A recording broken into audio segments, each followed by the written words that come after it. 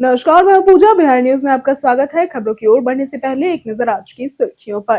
CM Nitish ने 4,954 ANM को सौंपे नियुक्ति पत्र। ऊर्जा ऑडिटोरियम में कार्यक्रम हुआ आयोजित। ग्रामीण क्षेत्रों में बेहतर मेडिकल सेवाओं का रास्ता होगा साफ। बिहार में जनगणना को लेकर बड़ा फैसला। मार्च 2027 तक कर्मचारियों के ट्रांसफर पर लगी रोक। डिजिटल और पेपरलेस सर्वे के साथ पहली बार जुटाए जाएंगे जातीय आंकड़े। बिहार मॉडल स्कूलों में शिक्षक भर्ती का नया नियम हुआ लागू। अनुभव और इंटरव्यू को भी मिलेगा वेटेज। 153 पदों पर सिर्फ योग्य और कुशल शिक्षकों का होगा चयन। पटना बनेगा पूर्वी भारत का फिशरीज हब। मछली पालकों को मिलेगी ट्रेनिंग। गांवों तक पहुंचेगी नई तकनीक। 15 साल के वैभव सूर्यवंशी ने रचा इतिहास। जसप्रीत बुमराह की पहली गेंद पर जड़ा छक्का। आईपीएल में तूफानी पारी से मचाया तहलका। चलिए अब बढ़ते हैं शाम तक की बड़ी खबरों की ओर विस्तार से। सीएम नीतीश ने 4,954 एएनएम को नियुक्ति पत्र सौंपे। बिहार के मुख्यमंत्री नीतीश कुमार ने पटना के ऊर्जा ऑडिटोरियम में 4,954 एएनएम को नियुक्ति पत्र वितरित किए। कार्यक्रम में उप मुख्यमंत्री और स्वास्थ्य मंत्री मंगल पांडे भी मौजूद रहे। यह नियुक्ति लंबे समय से लंबित प्रक्रिया का एक हिस्सा थी, जिससे राज्य के स्वास्थ्य ढांचे को मजबूती मिलेगी। एएनएम प्राथमिक स्वास्थ्य केंद्रों और उपकेंद्रों पर टीकाकरण, प्रसव सेवाओं और प्राथमिक चिकित्सा में अहम भूमिका निभाती है।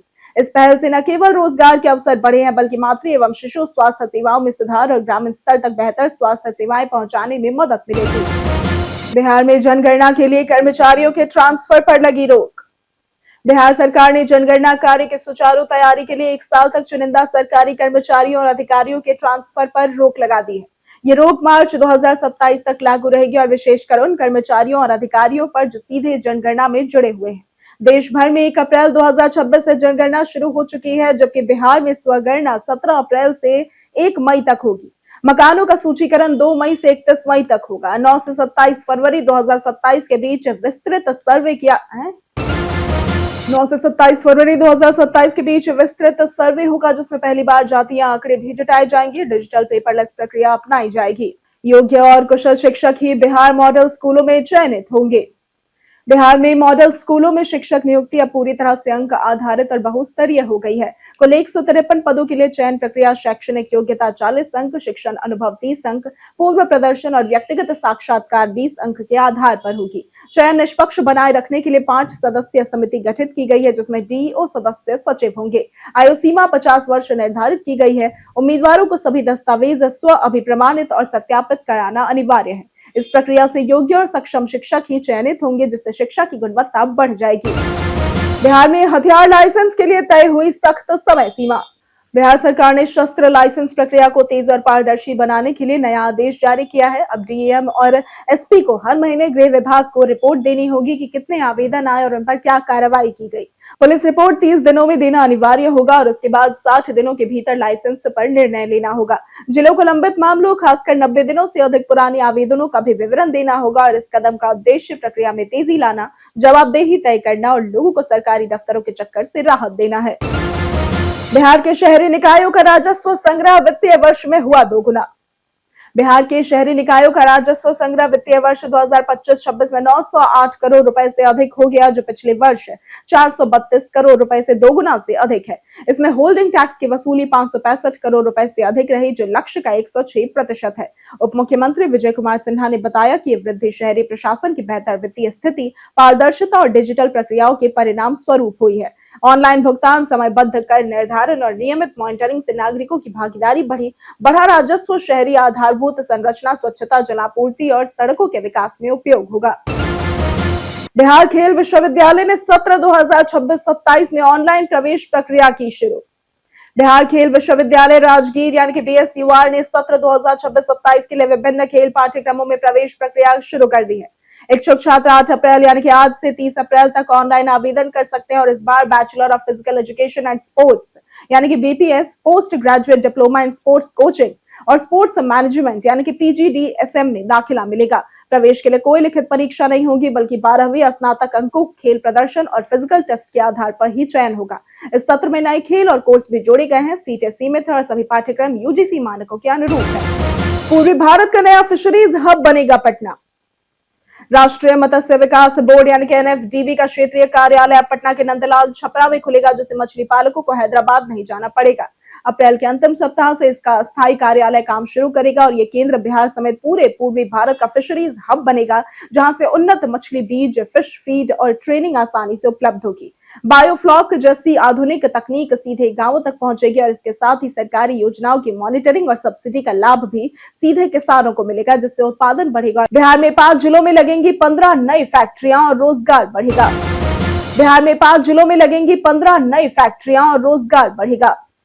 बिहार सरकार उद्योग को बढ़ावा देने के लिए कई योजनाएं और निवेश प्रोत्साहन लेकर आई है। राज्य के 5 जिलों जैसे कि पटना, बेटा, गया जी, पूर्णिया, बेगूसराय, मुजफ्फरपुर में 15 नई फैक्ट्रियों की स्थापना की योजना है, जिसके लिए 64 एकड़ जमीन आवंटित की गई है। इन फैक्ट्रियों में फूड प्रोसेसिंग, रबर, कपड़े, प्लास्टिक, आईटी और रिन्यूएबल एनर्जी सेक्टर शामिल होंगे। कुल मिलाकर एक साल में 747 फैक्ट्रियों के प्रस्ताव आए हैं, जिससे रोजगार के नए अवसर बनेंगे, युवाओं को नौकरी मिलेगी और पलायन पर रोक लग सकेगी। बिहार औद्योगिक विकास की दिशा में आगे बढ़ रहा है। 10वीं पास छात्रों के लिए इंटर एडमिशन प्रक्रिया आज से शुरू। बिहार स्कूल एग्जामिनेशन बोर्ड ने 11वीं इंटर में एडमिशन के लिए ऑनलाइन आवेदन प्रक्रिया शुरू कर दी है। छात्र अब OFSS पोर्टल के माध्यम से घर बैठे साइंस, कॉमर्स और आर्ट्स स्ट्रीम में आवेदन कर सकते हैं। एक ही कॉमन एप्लीकेशन फॉर्म यानी कि CF से कई स्कूल और कॉलेज चुनने की सुविधा मिलेगी। आवेदन शुल्क लगभग 350 रुपए और चयन मेरिट लिस्ट के आधार पर होगा। बोर्ड 3 मेरिट लिस्ट जारी करेगा, जबकि छूटे छात्रों को स्पॉट एडमिशन का मौका भी मिलेगा। ये प्रक्रिया आसान, पारदर्शी और समय बचाने वाली है। पथ निर्माण मंत्री ने रेल मंत्री को आरओबी निर्माण पत्र लिखा। बिहार के पथ निर्माण मंत्री डॉक्टर दिलीप जायसवाल ने रेल मंत्री अश्विनी वैष्णव को 141 नए रेल ओवरब्रिज निर्माण के लिए पत्र लिखा है। राज्य सरकार ने उन स्थानों की सूची सौंपी है जहां जाम और यातायात की समस्याओं के कारण आरओबी आवश्यक है। पिछले वित्तीय वर्ष में 78 आरओबी को मंजूरी दी गई थी और 219 फाटक पर निर्माण प्रक्रिया शुरू हुई थी। प्रस्तावित जिलों में पटना, गया, मुजफ्फरपुर, समस्तीपुर समेत 21 जिले शामिल हैं। आरओबी निर्माण से आवागमन सुगम होगा, जाम कम होंगे, दुर्घटनाएं घटेंगी, समय और ईंधन की बचत होगी और राजधानी तक पहुंच में सुविधा बढ़ेगी। BPSSC हवलदार क्लर्क भर्ती में 8,615 आवेदन हुए रद्द। बिहार पुलिस अधीनस्थ सेवा आयोग यानी कि BPSSC की हवलदार क्लर्क भर्ती में 8,615 अभ्यर्थियों के आवेदन रद्द कर दिए गए हैं। इनमें 6,414 ने सिर्फ पंजीकरण कराया लेकिन आवेदन पूरा नहीं किया। 2030 ने स्वयं आवेदन रद्द कर दिया और 171 आवेदन तकनीकी कारणों से अमान्य घोषित किए गए। कुल 64 पदों के लिए ऑनलाइन आवेदन 2 जनवरी से 2 फरवरी 2026 तक चले थे। चयन प्रक्रिया में लिखित परीक्षा और शारीरिक दक्षता परीक्षा शामिल होगी। आयोग ने अभ्यर्थियों से सतर्क रहने और नियमों का पालन सुनिश्चित करने का निर्देश दिया ताकि भर्ती प्रक्रिया पारदर्शी और सुव्यवस्थित हो सके। पटना जिले में धान सत्यापन 3 दिनों में पूरा करने के दिए गए निर्देश। पटना जिले में खरीफ विपणन मौसम 2025-26 में खरीदे गए धान का अंतिम भौतिक सत्यापन 3 दिनों में पूरा करने का निर्देश दिया गया है। डीएम डॉक्टर त्यागराजन SM ने अधिकारियों को प्रत्येक पैक्स और व्यापार मंडल से धान का सत्यापन कर जिला सहकारिता कार्यालय को रिपोर्ट भेजने और किसानों को लंबित भुगतान 48 घंटे में सुनिश्चित करने के सख्त निर्देश दिए हैं। CMR आपूर्ति में तेजी लाने और किसी भी लापरवाही से बचने का आदेश भी जारी किया गया। इसके साथ ही रबी विपणन मौसम 2026-27 के लिए गेहूं अधिप्राप्ति कार्य शुरू किया गया, जिसमें भुगतान भी 48 घंटे में सुनिश्चित किया जाएगा। बिहार में दारोगा 10,000 रिश्वत लेते रंगे हाथों गिरफ्तार। बिहार में निगरानी अन्वेषण ब्यूरो ने भ्रष्टाचार के खिलाफ बड़ी कार्रवाई करते हुए सारण जिले के डोरीगंज थाने में तैनात सब इंस्पेक्टर मोहित कुमार को 10,000 रुपए रिश्वत लेते रंगे हाथों गिरफ्तार किया। दारोगा एक मामले के निष्पादन के बदले रिश्वत मांग रहा था, जिसकी शिकायत पीड़ित ने की थी। सत्यापन के बाद टीम ने जाल बिछाकर उसे उसके आवास से पकड़ लिया। गिरफ्तारी के दौरान ऊपर तक पैसे जाने की बात सामने आने से विभाग में हलचल है। आरोपी को पटना ले जाकर पूछताछ की जा रही है और उसे विशेष निगरानी अदालत में पेश किया जाएगा। डॉक्टर दवा की कमी पर तेजस्वी ने सरकार को घेरा। नेता प्रतिपक्ष तेजस्वी यादव ने बिहार की स्वास्थ्य व्यवस्था को लेकर सरकार पर तीखा हमला बोला है। उन्होंने सोशल मीडिया पर एक वीडियो साझा कर सरकारी अस्पतालों में डॉक्टर, दवाइयों, बेड और उपकरणों की कमी का आरोप लगाया। उन्होंने कहा कि कई जगहों पर व्हीलचेयर जैसी बुनियादी सुविधाएं भी उपलब्ध नहीं है। तेजस्वी यादव ने स्वास्थ्य मंत्री पर निशाना साधते हुए कहा कि केवल भवन निर्माण से व्यवस्था नहीं सुधर जाती। इसके साथ ही उन्होंने आरोप लगाया कि अस्पताल रेफरल सेंटर बनाए गए हैं। अपने कार्यकाल का जिक्र करते हुए उन्होंने बेहतर पहल का दावा किया, जिससे सियासी बहस तेज हो गई है।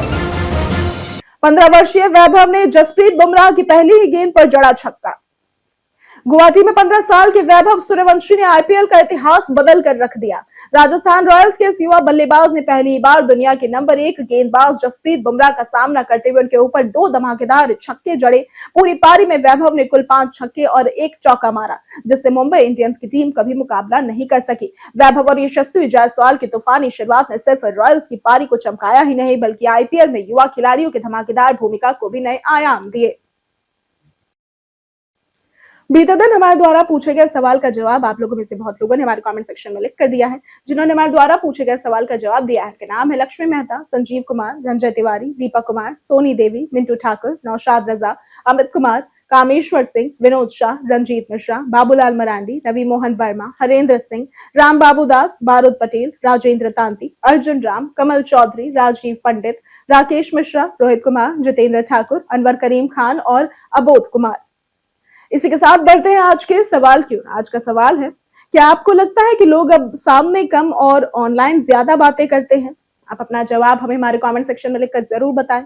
आज के लिए सिर्फ इतना ही। बिहार की तमाम खबरों के साथ बने रहने के लिए देखते रहें बिहारी न्यूज। और साथ ही अगर आप यूट्यूब चैनल पर देख रहे हैं तो चैनल को सब्सक्राइब करें, और अगर आप फेसबुक पेज पर देख रहे हैं तो लाइक और फॉलो जरूर करें।